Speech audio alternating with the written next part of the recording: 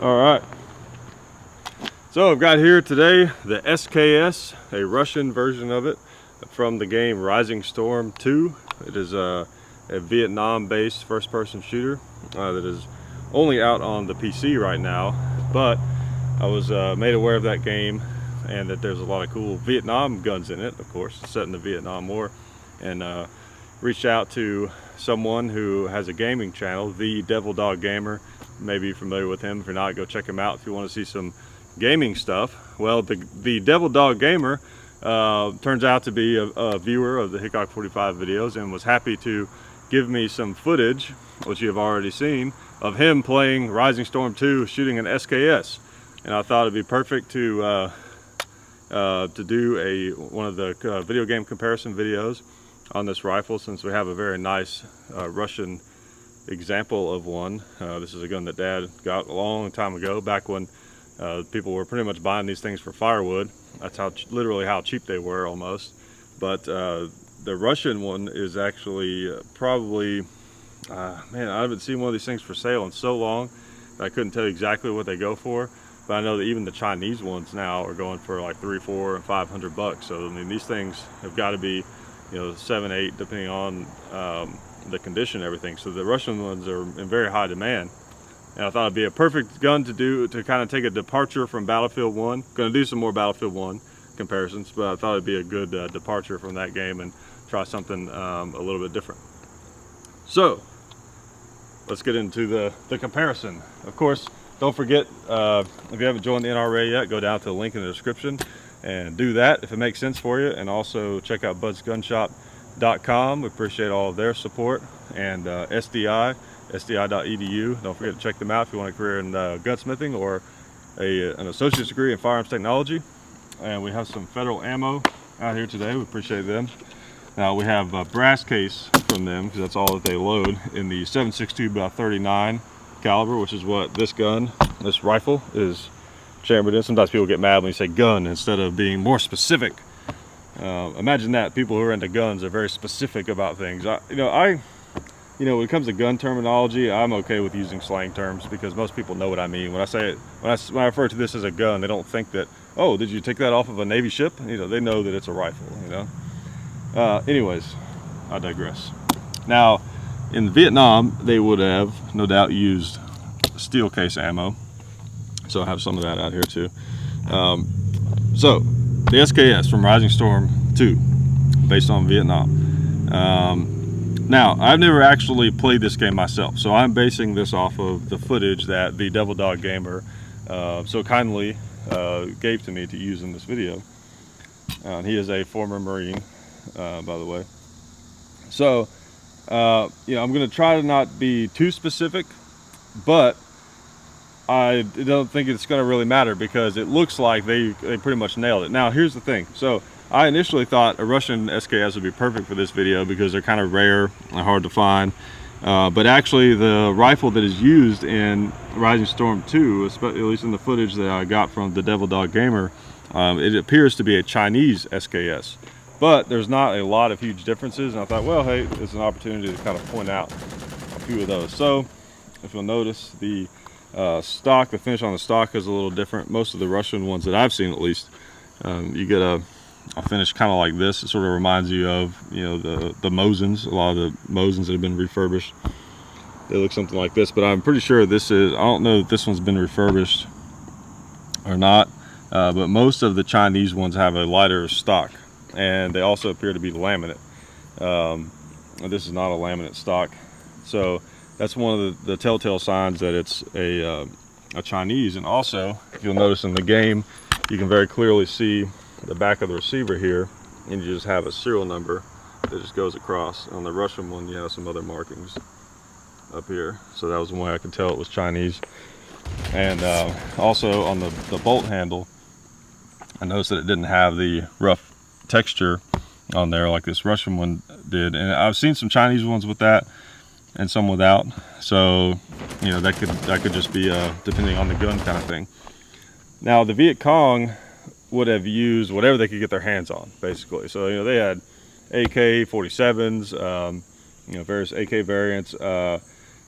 Chinese, Russian SKSs, Chinese SKSs, you know, possibly, I don't know if the Yugo ones were around back then, even Mosins, you know, anything they could get their hands on. So they would have used these also, but the game chose a Chinese one to model their graphics off of, I guess.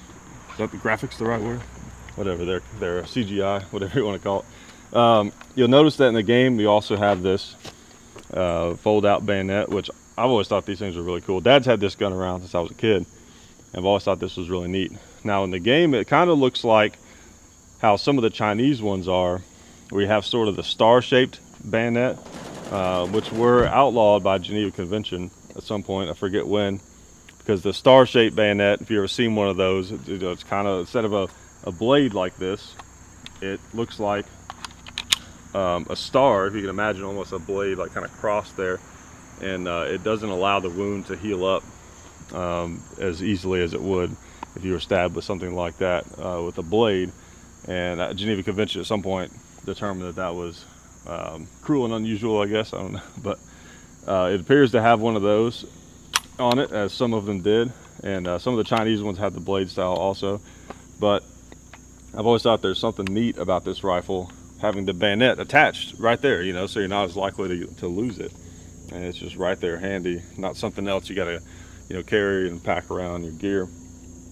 Okay, so let me shoot it a little bit more. Something else I wanted to show you that I thought was kind of interesting in the game, when the character, the Devil Dog Gamer to be specific, is playing the game. I don't think he's actually a real Viet Cong soldier. I think he's just a regular person playing a video game. But so if you've got a full load, 10 rounds, this rifle holds 10 rounds in its original configuration. You can get extra magazines that hold more rounds and different things like that aftermarket. But the one they would have used holds 10 rounds. So if you fire, let's say in the game you fire 2 rounds. Okay, I'm gonna shoot the bowling pin, and I'm gonna shoot the other bowling pin. Okay, so I fired 2 rounds. That means I have 8 rounds left at my disposal. In the game, if you decide to reload at this point, this is what happens. I'm gonna put the safety on just to be extra safe. It doesn't appear that the safety goes on in the game, but the safety is right here by the trigger guard. Just flip that up and you're on safe. In the game, this is what happens. You know, I don't have a Viet Cong mag pouch or anything. But first he flips the magazine open, which, you know, this is the clip that goes into the magazine. Flips the magazine open. You got this little lever right here. He does it a lot more smoothly than I'm about to. And then he dumps all the rounds out. There we go, I think I lost one. Dumps the rounds out. And then, you know, it's kind of hard to tell he does it so quickly, but closes it back up. And then pulls the bolt back. Best I can tell, it does look like a round flies out. I got that animation correct, I believe. And then just puts a whole nother clip in the gun. Pulls it out. Pull the bolt back, let it fly, and then it starts to fire again. Now, based on how this gun is designed and operates, that appears to be accurate. That is something that you could do. But I don't think that that's necessarily very realistic. Maybe they did that, I don't know. But you know, taking that out is a little trick, like more awkward than they make it look in the game. I don't feel like they would have just dumped all their rounds out onto the ground as you know, as desperate as they were for the Viet Cong were for resources and stuff like that. But you know, I'm no historian, so I could be totally wrong on that. That's just my opinion. And you know what they say about opinions? They're usually wrong. Okay. Safety off. I'm gonna, looks like the red plate on the left fell down, and I don't want to shoot that anymore. It might create some weird ricochets, so I'm gonna shoot the one in the middle.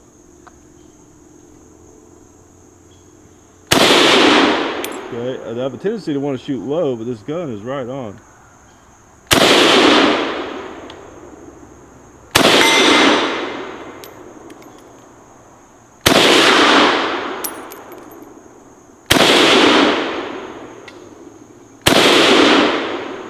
Okay, I think now I'm shooting too hot.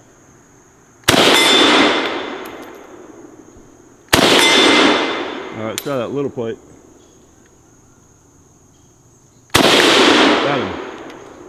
All right.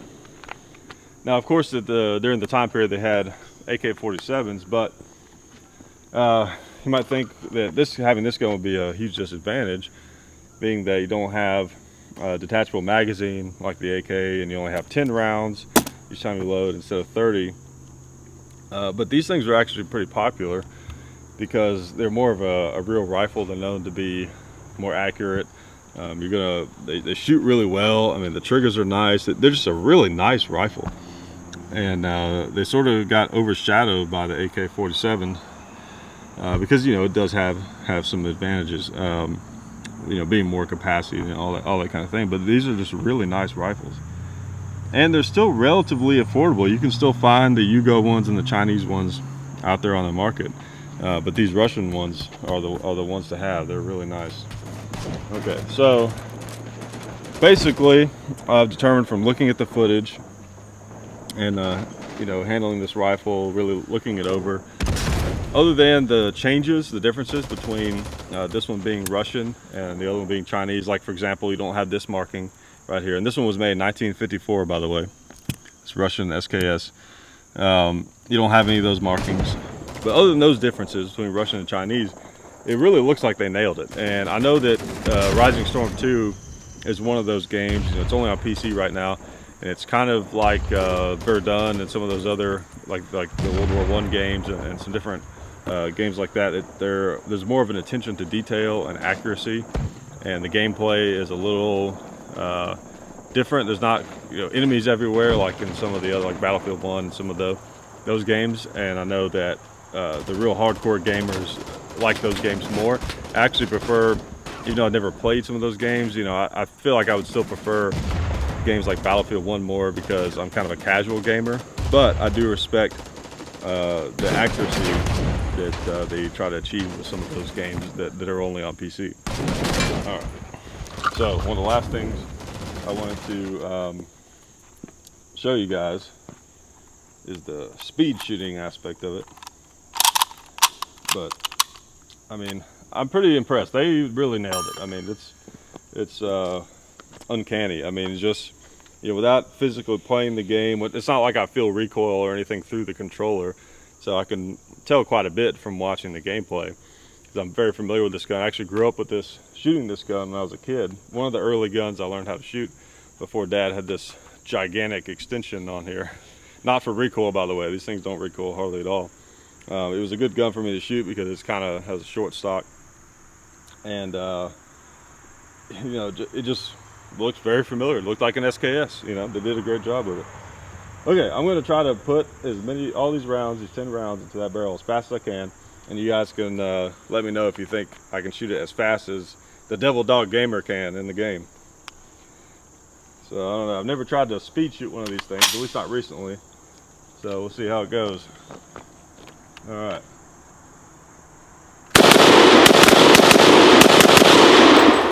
Okay.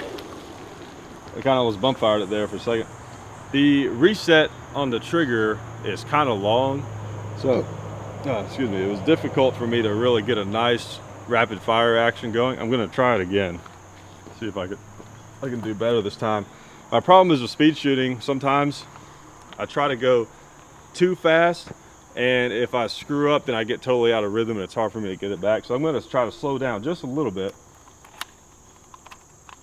and see if I can actually do better. Stripper clips, I hate them. Oh, all right.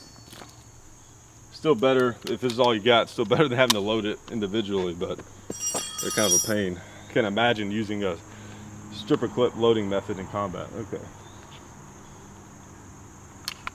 Not that I can necessarily imagine anything in combat. Okay, take 2. All right, that was a little better. So, you know, based on what I've seen, I think they seem to get that pretty correct. The audio, the sound of the gun seems pretty good. Of course, it's always going to sound different recorded, you know, than it does to your actual ear, you know. But really neat gun. I think it's cool that they made a modern first-person shooter based in the Vietnam War. and I hope that they bring that game to console, or that, you know, some of the other Battlefield or some of the other games, you know, do some Vietnam stuff, because it's an interesting era and there's a lot of interesting firearms that were, you know, existed during that war. And then the SKS is just a neat rifle, and it's not something that has been showcased in video games a lot. So thought I'd bring it out, show it to you guys, let you guys look at the real thing if you're a fan of that game. But anyways, hope you guys enjoyed the video. I'll do some more of these, and who knows, maybe I'll get some more footage from Devil Dog Gamer and do some other stuff. But you know, I appreciate him. Go over to his channel and check him out, and thank him for hooking me up for this video.